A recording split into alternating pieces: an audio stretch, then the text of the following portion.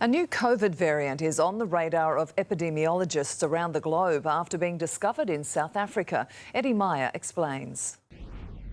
This new variant, named C12, first emerged in around 2% of cases in South Africa, but it has also been found in England, Switzerland, Portugal, China, Mauritius and New Zealand. South Africa's National Institute for Communicable Diseases warns this variant has mutated twice as fast as previous ones, including Delta. In fact, it's undergone 40 mutations from the original virus found in Wuhan.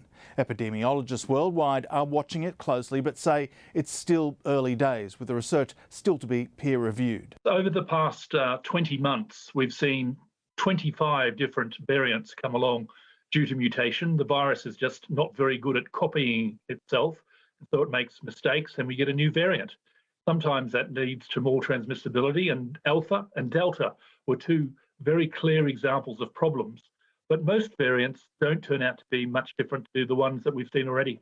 C12 could be more infectious again than Delta and possibly evade current vaccines.